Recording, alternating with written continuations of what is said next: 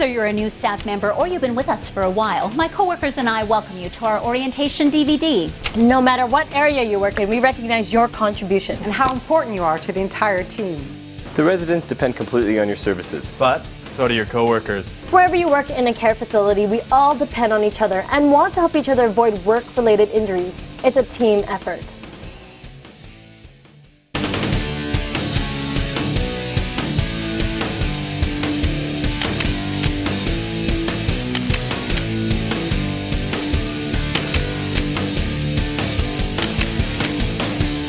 An injury can take you out of the picture at work and at home. If you are hurt, you may require care or rehabilitation. Your income may be affected. As well, your life away from work may be drastically impacted by your injury. You may not be capable of fully participating in activities with your loved ones. You may not be capable of driving. And taking care of your household might prove to be very difficult. We hope the information in this DVD will help you stay safe and in the picture, right where you belong, both at home and at work. Whether you work in the office, in the kitchen, housekeeping, In maintenance, in recreation, in rehabilitation, or as a care attendant. There are many safety issues common to all work areas that may cause injury. Some examples that may lead to injury: lifting, repositioning, repetitive motions, not using the correct personal protective equipment or PPE, the emotional state of the resident you are caring for, and slips, trips, or falls. proper safety training combined with an awareness of others around you and the surrounding conditions is key. How safely you perform your work tasks will definitely have an impact on your everyday life. The purpose of this DVD is to put you in the work picture and frame an overview of the types of safety measures that should be in place so that you are properly trained for work tasks. properly trained to use all necessary equipment. Properly trained to use the appropriate equipment and personal protective equipment provided. Trained to follow all safe work practices and procedures. and trained to fulfill your duty to immediately report hazards and injuries. and properly trained to respond to an emergency. We can reduce and eliminate workplace injuries. We want to keep you safely in the picture. Our goal is to provide continuing care with continuing safety.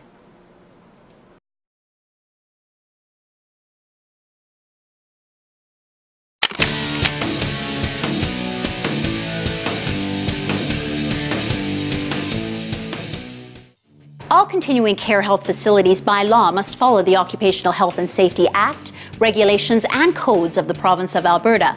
However, all facilities have individual policies regarding rules and procedures for staff and resident health and emergency safety response. Environmental concerns. And general operations.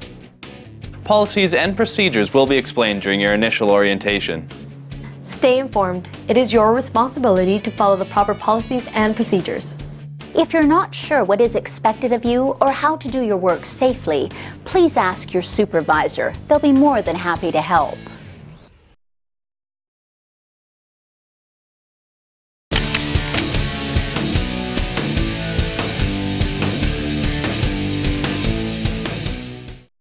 Personal issues or situations outside of the workplace may affect your job performance. Regarding safety, try to arrive at work well rested, focused, and with a clear mind to perform the various tasks on your shift. If you are tired or distracted, you place at risk everyone's safety, including your own. Always try to maintain an overall big picture view of any situation you find, as it may not just be one person at risk, it may be several. Let's take another look at this example and see how to perform this task safely. Be aware of your surroundings and activities so you are always on the lookout for all possible risks so you can react appropriately and safely. Hazardous situations can occur almost anywhere in a care facility. Always remain aware and alert to potential hazards.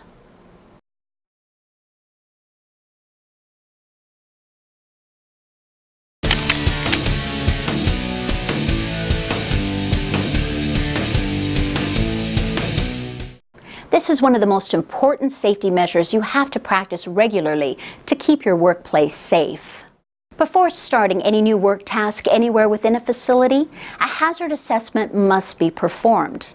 In some cases, a completed form may already exist for specific commonly performed tasks, but either way, you need to be aware of your facility's hazard assessment guidelines for your work tasks. Depending on the job task or situation, this may simply involve you thinking through a mental checklist of potential hazards and safety points before beginning that task. However, when dealing with a new procedure, piece of equipment, or when applying a new technique, a formal hazard written assessment must be completed. There are a number of steps. 1. Identify and list the various steps involved in completing the work. 2. Identify and list the various safety hazards at each step. 3. List the ways in which the hazards will be eliminated or controlled. 4. Identify any special personal protective equipment PPE required to be worn for the task. And 5. Identify the cleanup procedures after the task is completed. But even with training and the insight from a hazard assessment, it is still very important to always run through a mental checklist of potential hazards before approaching a job task. Be aware of your surroundings in order to protect yourself and others from workplace hazards. Ask yourself the following questions before beginning any work task. What will I be doing? Do I clearly understand my task? Am I physically and mentally prepared to do the task? Have I examined all the equipment I will be using? Could any of the equipment or conditions pose a risk to me? How do I control them? What hazards are involved? What could go wrong? Is there a risk to others or myself? What can change that could create a new risk? Do I need PPE? What happens at the end of the job? Do I need to return a piece of equipment back to its storage area?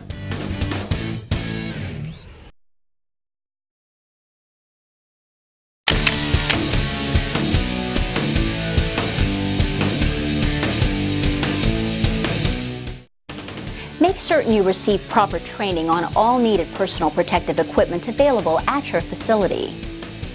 Please, no shortcuts. If PPE is definitely required for a job task, it is your responsibility to wear it. Remember, PPE is the last line of defense in protecting yourself, so please use it properly.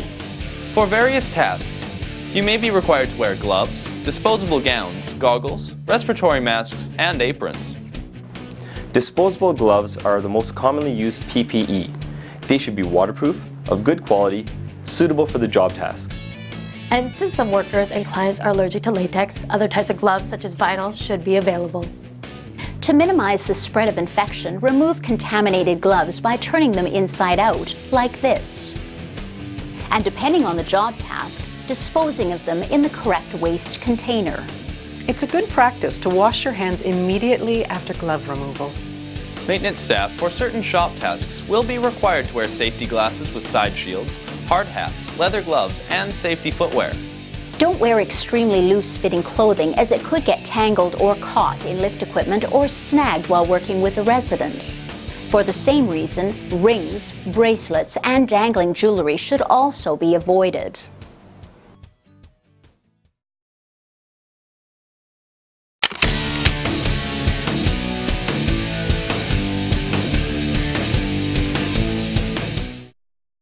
If working with chemical cleansers or hazardous materials, you will be made aware of the PPE available at your facility and the appropriate use of that equipment.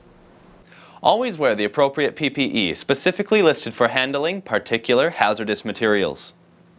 If in doubt, check the Material Safety Data Sheet, MSDS, or check with someone who knows.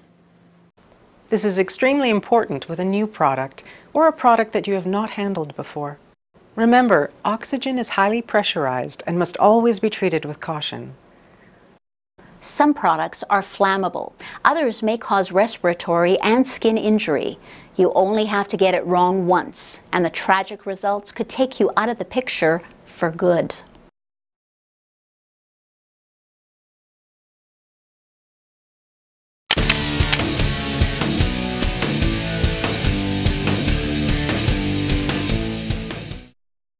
Working in a healthcare facility may expose you to sharps and the potential of infectious disease. Use disposable gloves when handling sharp items and the sharp container. Alberta legislation requires that, where available, a safety-engineered sharp be used. All needles and potentially biohazardous sharp items must be disposed of in a sharps container. Don't throw any sharps into the garbage or trash. Cleaning staff and housekeepers may become injured and/or infected by mistake. Hand washing is one of the best ways to minimize the risk of getting or spreading infection. You can avoid spreading it to common objects like telephones, Keyboards, Doorknobs, as well as contaminating others. Always wash your hands after direct contact with a resident, before putting on and after removing PPE such as gloves and gowns, and when hands are visibly soiled. If water is not available, when appropriate, use a waterless hand cleaner that has at least 70% alcohol. Housekeeping staff need to be very careful when handling trash. Gloves need to be worn. Trash bags should be securely tied and then removed from the container by the top of the bag only. Take care to avoid any body contact with a trash bag, as possible sharp edges may protrude. There may also be special procedures required in response to infectious disease outbreaks. Your employer will review these with you.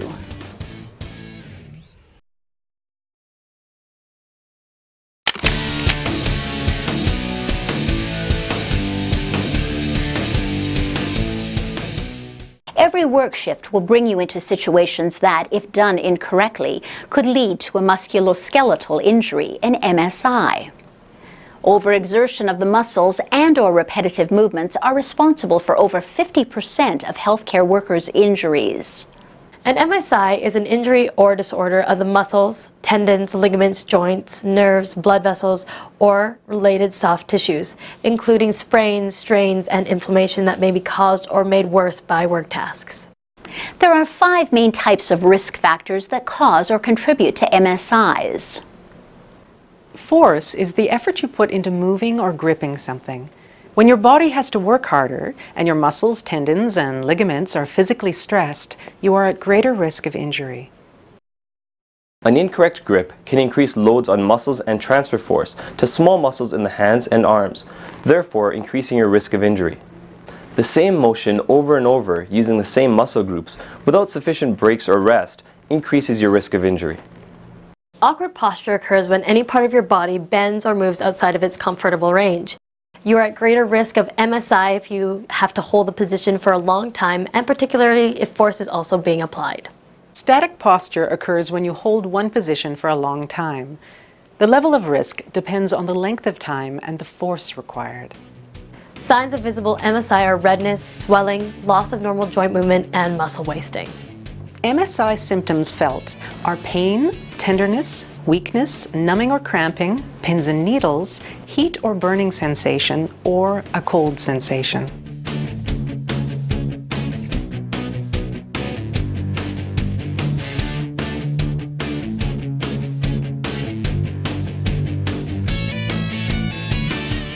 Always check for hazards when transferring a resident. Ask the resident to assist as much as possible. Use equipment such as lifts appropriately when possible. Use long handles or extensions for cleaning under beds or hard-to-reach areas, etc. Use a step stool for cleaning elevated, difficult-to-reach shelves, and to reach or store items on higher shelves. Notice the correct position during this transfer. Feet are planted firmly, offering a base of support. Legs are bent and back is straight. Lift with the legs rather than the back. Here are a couple of quick tips to help prevent MSI injuries. Never stop a resident's fall. Rather, control the fall to the floor. And always use a power grip, not a pinch, on sheets and belts used for a transfer.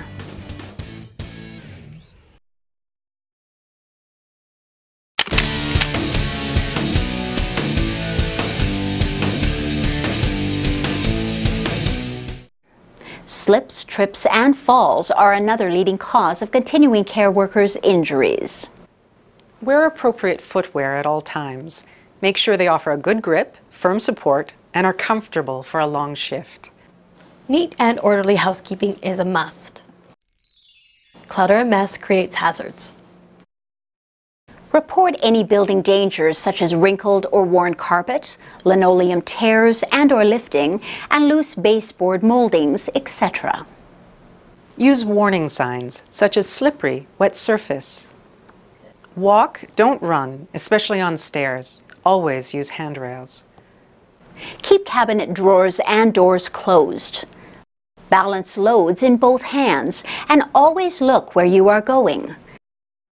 When wet, rainy, or in the winter, be extra careful of slippery floors and icy walks, parking lots, and entranceways.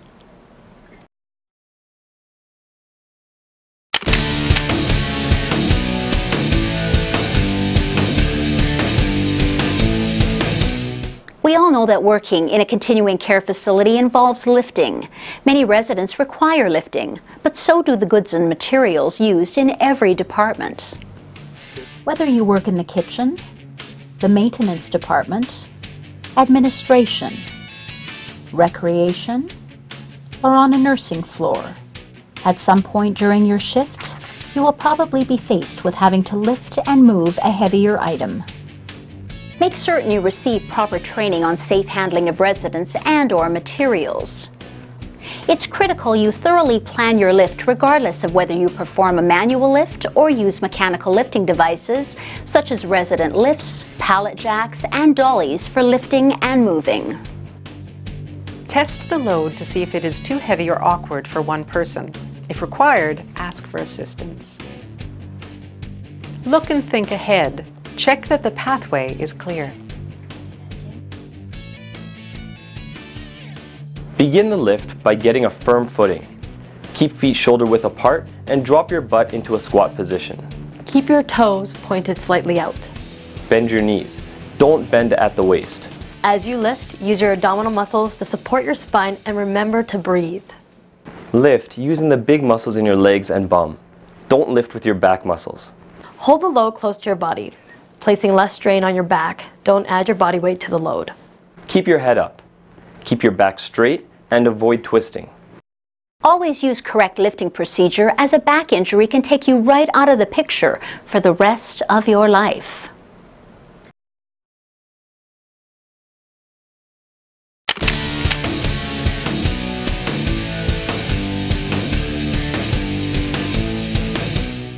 As you will be caring for residents who will be in their mid to late stages of dementia, you may encounter some difficult situations related to their condition. It may be lunchtime, bath time, or time to go to sleep, but the resident does not want to cooperate. In fact, they may become agitated and strike out if forced or rushed into the activity. Your facility should have specific procedures for dealing with potentially aggressive situations. Ensure you are trained to handle these situations. However, here are some tips. If you know a resident may be difficult, before you approach them, check in with other attendants or at the nursing station to ask about the resident's current emotional state. Remain compassionate and understanding. Keep talking to them about what you would like them to do. If you are not making any progress, or they seem to be getting more agitated, leave the resident for a short time and approach them again later. If they are quite agitated, stay back a few feet. Keep attempting to calmly explain your intent. Don't touch them, as this may provoke even more aggression. If required, leave and bring other support staff to help. Aggression and anger may also occur with visiting family or friends of a client. The visitor may be agitated and angry over an issue or something they feel is not correct. Stay calm. They may be angry, but confronting them is not appropriate. Rather, excuse yourself from the situation, and contact your supervisor to come and deal with the persons. In extreme situations, call your facility's security person or the police.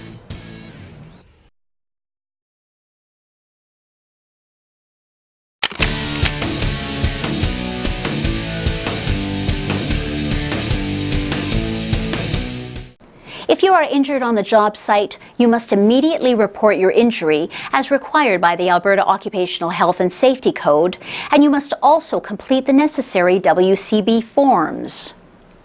Depending on the injury and your facility's policy, an incident report may be required. When in doubt, ask your supervisor. Reporting of injuries is also very important, as it can be most helpful in assessing and changing workplace procedures. For the same reason, a work situation that results in a close call or a near miss should also be reported. Remember, you have the right to refuse any work that you believe has the potential to be of serious danger.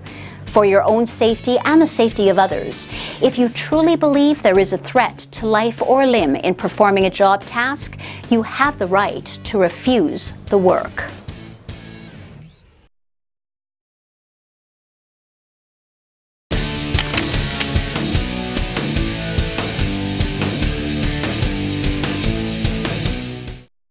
During an emergency, your safety and the safety of the residents depends on you knowing what to do. You will be trained according to the emergency response policies and procedures specific to your facility.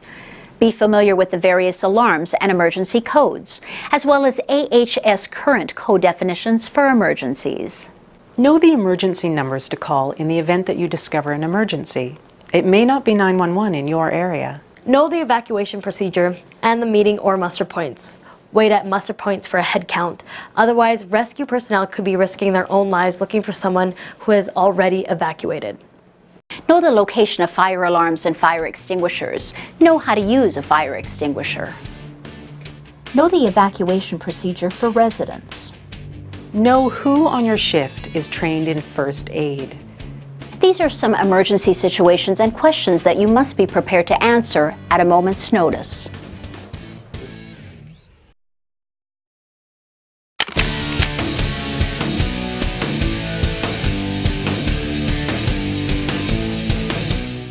Continuing care facilities are rather open and inviting to the public.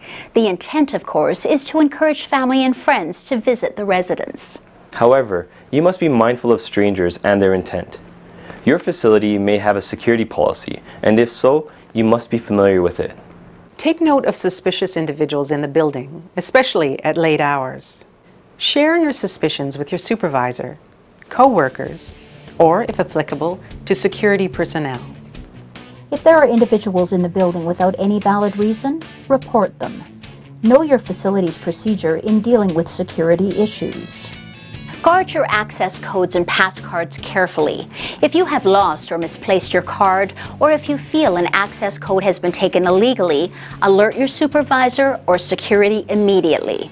Shift work means coming and going at late hours. Never let strangers tailgate you in or out of the building while you are entering or exiting. Be alert and aware of the surroundings when approaching your car in the parking lot. If something seems wrong or someone is around that shouldn't be there, return to the building and report the situation, or call security on your cell phone. When possible, walk to vehicles or bus stops in pairs. Rely on your instincts. If strangers are in the building, parking lot, or on the grounds, and something just feels wrong and they seem to not fit the picture, they could be a risk. Report your suspicions.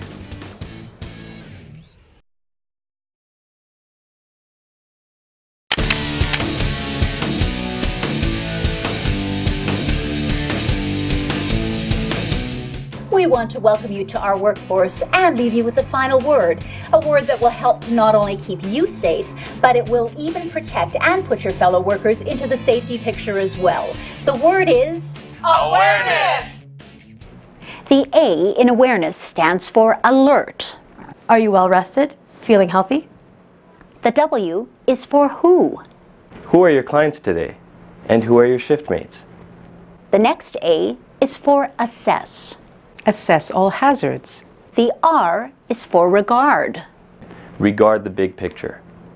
The E is for education. Are you educated in your facility's policies and procedures? The N is for numbers for emergencies. Do you know them? Do you know the emergency phone numbers? The E is for emergency preparedness. Do you know the procedures? The S is for security. Do you know when and how to contact them? And the last S is for sense, common sense. Think about situations. Think about the possible consequences of your actions and choose the safe way to accomplish your work tasks. Let common sense and safety lead you through your workday. If each of us practices the message of awareness, the safety framework for all continuing care facilities will be much safer for everyone. Thank you for watching, and thank you for putting yourself in the picture of providing Continuing care with continuing safety.